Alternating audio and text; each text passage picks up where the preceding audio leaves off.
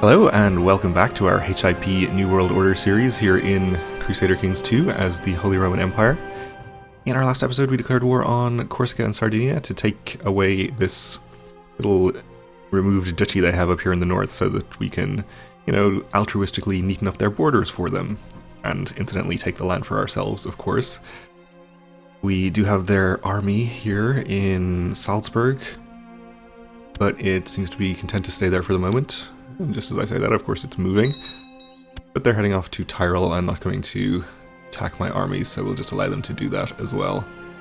Queen is usurping counties from her vassals. Okay, she can do that, I suppose. He's probably going to come up around here and siege some of my land, if I had to guess. Probably be on speed 4 for the moment. Oh, if he wants to take attrition in the mountains here, that's great. Not very much attrition, unfortunately. Something going on between Norway and Suomi up there. Not really our concern too much. The people of Izmit have progressed beyond our own technological level, and we stole some of their technology. Is good for us. So they're just wandering around, but I think we'll continue to allow them to do that. And in fact, they have another... Actually, only 4,000-ish there. 3,000 over here. So they may assemble enough troops that they will feel confident attacking me at some point in the near future. And there we go. So they're attacking into my 17,000 here in wherever this is. Trongau. This is hills, so it's a relatively good battlefield for us, I suppose, especially if they're going to cross a river, which they are. So I think we'll allow them to do this, assuming the travel time for these armies is not too long. 7 days from here. A little longer from here. I think 7 days for 11,000 troops to get there is reasonable. We'll make sure we have good commanders in charge here. Prince of Lyon, he can lead the center, I suppose. Unless we have an inspiring leader, which might be better. No, here this Prince of Flanders is a flanker, so he can lead this flank, and the siege leader and a holy warrior, neither of which will actually help him. Guess we'll put this princess, our aunt in fact, into command of this flank. Okay. We're going to get here on the 3rd of January.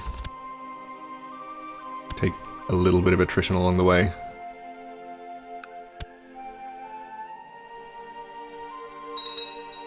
It'll be after this autosave, of course.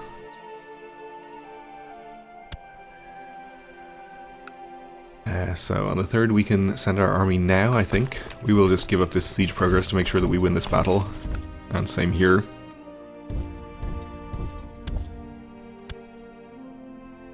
Relatively close even without our reinforcements. I think with the hills and the river we would have a chance of winning this regardless, but obviously the reinforcements should make sure of it. This count has given me bizarre and repulsive evidence concerning the Queen's sexual preferences. Well, I think we don't need to worry about her joining factions or anything, since she is extremely happy with us for all sorts of reasons. We'll just keep it to ourselves. I think it's not going to be necessary to send in this 9,000, but I guess we'll allow them to continue anyway.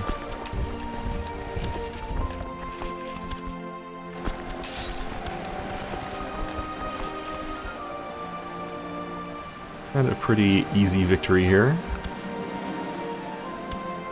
And we captured even a prisoner. And we got up to 89% from purely that battle, so that is pretty good too.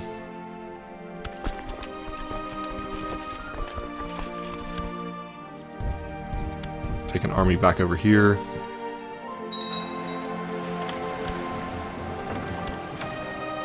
The King of Flanders wants to marry my kinswoman.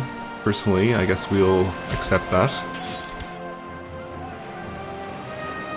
He's not closely enough related for an alliance, but that's okay. captured a count and a baroness. And a couple of these sieges will probably be enough to get us to 100. Yeah, we do have our bishop still in that faction, but we can ransom some of these prisoners, I'm sure.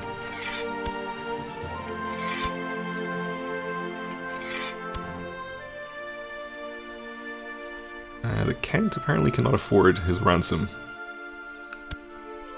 So we'll just hold on to him.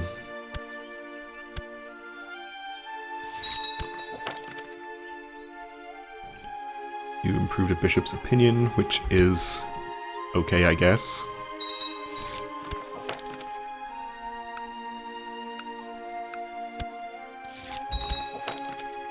So we're up to 96%. Hopefully this one siege that's about to finish will get us there.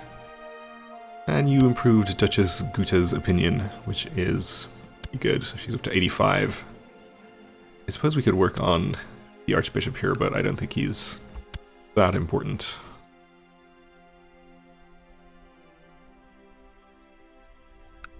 We'll leave our Chancellor in Prague to continue his work there.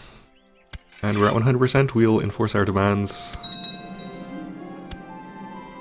And I think we ended up vassalizing the subholdings there. We took the duchy title for ourselves. We have a double count in these two counties and single counts in the other two. I guess we'll grant the duchy title to one of these characters since we don't really want to hold on to it ourselves. Ooh, he's a legendary commander. These are the new commander traits that were added in HIP recently. This military commander has seen many wars and proven themselves victorious against the enemy time and time again. They are legendary military command veteran, tier 4 of 4. It's a pretty good trait, which I guess it sort of represents them leveling up in command as opposed to the fighter skills, which represent personal, like hand-to-hand combat skill or armed combat skill, I guess. So we can disband our troops, we can grant out that duchy title. I guess we'll give it to the double count. Why not? Since he has that cool trait and all. And we'll get our troops back towards our capital. So our borders are looking reasonably okay in this area. We would like to probably take at least this county. Part of its own de jure duchy. Make our borders look pretty good in this area. Of course, our de jure borders, where are they? Yeah, go all the way down here. So that's where we want to go eventually, I guess. And we still have plenty of land to take from Baden, whose truce with us just expired, or our truce with them rather, and we need land from Flanders too, and a couple of counties from Denmark up here. There's still plenty of work to do to get to our de jure empire borders.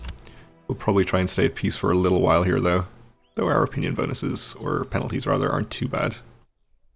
In fact, in general, the borders in Europe aren't too bad. We have a pretty nice looking Aquitaine, Aragon, Lyon.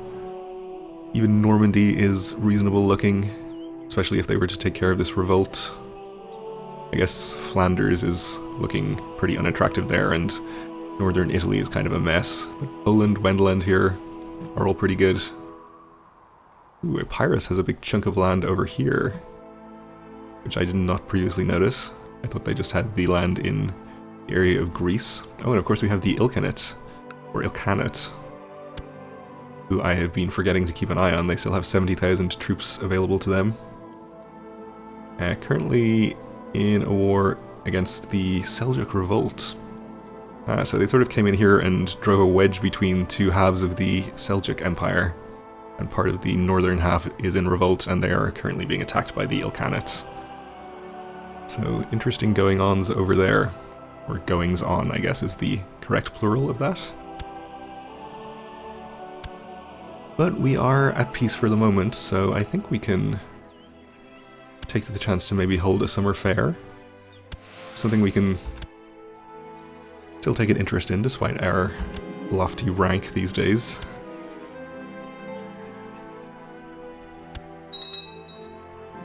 We may as well click the ransomable prisoners button. Oh, actually we don't have any ransomable prisoners at all, so After a large meal, such as the one I hosted today, it is typical to give the trenchers stale bread used as plates as alms to the poor. One of my courtiers suggested I do this directly myself to display my virtue to all, instead of having my servants do it. So because we are kind, we can meet and help the poor beggars to understand their plight. Or we could potentially lose kind by refusing to go near that filthy scum. I think we'll gain 5 piety by being nice about it. Oh, Guta just died. So, takes care of her opinion anyway. We have a new Margrave of Bohemia, who is extremely happy with me, so definitely no need to keep our Chancellor over there. He's content, which helps out a lot. My son is mastering the art of swordsmanship. Let's check out where we should move our Chancellor to. Yes, our Countess Palatine here is probably a good target. Or this Duchess, or Duke rather. Guess we'll work on her first.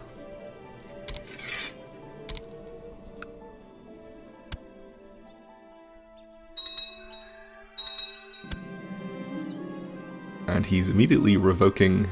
Oh, this is a different Margrave, never mind. He's revoking something though. The jester who performed during the summer fair ran around in his silly hat with bells, and before I knew it, he hit me with his bauble. Everyone laughed at this and at his jokes, or rather his insults. It was rather funny. We gain 5 prestige. And then secretly we later have him thrown in the scorpion pit.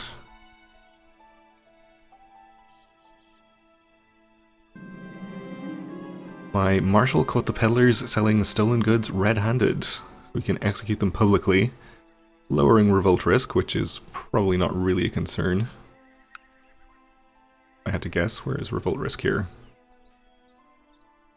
There it is. It's 0. Or we can gain 5 gold from seizing his goods, which is what we will do. Our income right now is pretty good. I guess we're probably still reinforcing our retinue here. Oh, it's almost reinforced actually. The peddlers are loading their wares and the merchants are taking down their stalls. The jugglers, strolling players, and the other entertainers are preparing to leave. The summer fair is over for this year. It was great fun while it lasted.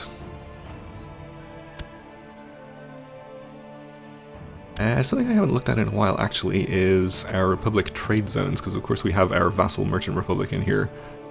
And it seems they are being outcompeted in this area by Utland pretty substantially. And Venice actually down here as well. Which I believe was not even a merchant republic for a while. My son is mastering the art of swordsmanship, that's good. So I guess if we wanted to, we could declare an embargo war on Denmark, which is the liege of the Republic of Utland. And that would destroy all of their trade posts in our land at least. Before we do that though, do we have de jure claims on more of the coastline here? I don't think so. It's this one extra coastal county we gain from taking land from Flanders. But I guess we can do that, and then for our next war after that, do an embargo on Denmark, and that will help out our vassal merchant republic a bit.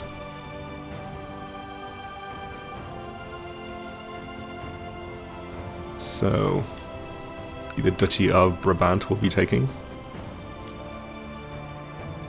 Yeah, I think that's a reasonable next war then. We don't have to worry too much about these opinion penalties. He's allied with Ireland, by virtue of being the same dynasty, so we'll probably have to watch out for them.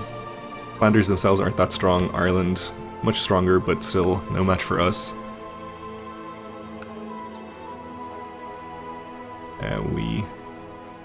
Oh, of course, it's the king we need to declare war on. So we'll take our de jure claim on Brabant.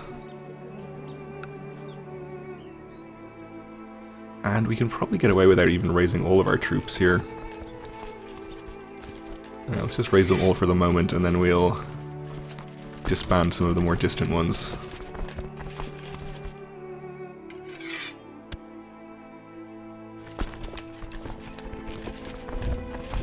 38,000 should be more than enough. Alright, 10,000 hostile troops here. Which I believe we will not get war score for fighting because they're from Flanders vassals. My son is modest and humble, never showing off or bragging. We will quietly encourage him. Fine trait for him to have. No matter how many issues you deal with, there are always more demanding your attention. As the cacophony of quarreling nobles echoes throughout your court, you suddenly snap and push your way through the bewildered crowds to reach the exit. I can't take this anymore, so we gain the trait Stressed. Alright.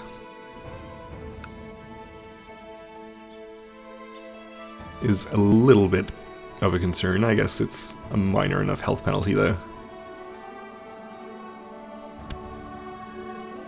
Do lose intrigue and stewardship from it. Our trade post there was sieged, that's fine. Ooh. And apparently there's been some kind of inheritance there because the King of Ireland, I think, has inherited Flanders or vice versa, probably the former. Alright, so we're now fighting him. He's changed his primary title to Flanders, okay. So now we have a nice orange Ireland up there. Doesn't really change anything, they were allied before, so we were already expecting to have to fight them. Now we just know that we definitely will. And we're taking attrition here, so we probably shouldn't be doing that.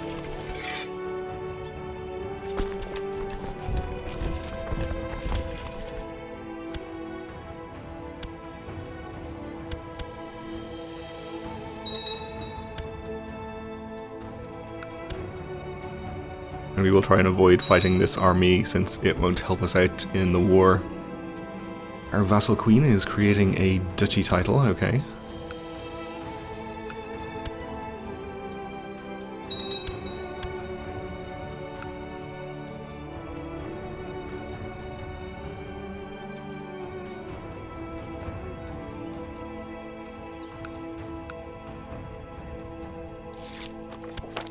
And you have increased the opinion of the Pope, which is nice, as he previously wasn't all too happy with me.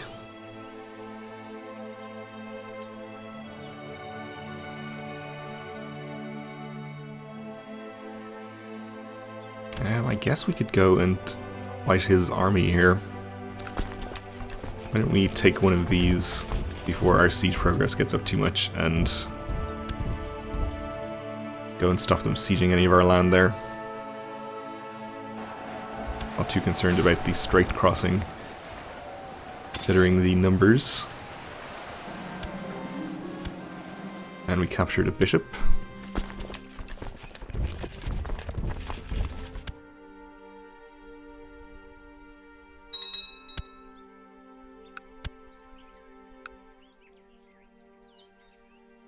Alright, I think at this point we can just happily sit here and siege all of our land in our target duchy. And this duke has created the Duchy of Altmark. Okay, is this one of the single county duchies? It is, okay. Nothing really to worry about there. I guess we could have gotten some prestige ourselves for creating it, but that's fine. My son is up to level 3 of swordsmanship, so he's getting pretty good at it. My courtier, the Prince of Flanders here, has requested to join the Knights of Santiago in their struggle against the infidel, even though this will forever disinherit him. He's married to my kinswoman here. I guess we can allow that, we don't really care. Probably doesn't like that I'm attacking his homeland here.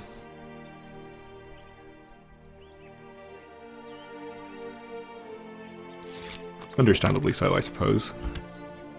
And the Pope is even happier with me now. Which is always good news. We have a new Archbishop of Mainz.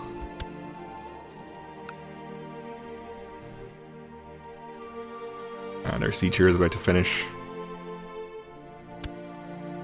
So it's going to take a while for us to siege down all of these holdings, and I guess we'll maybe fight some more of his armies if we need to. But it's going to have to wait for the next episode because we're out of time for now, so thanks for watching, and join me again then.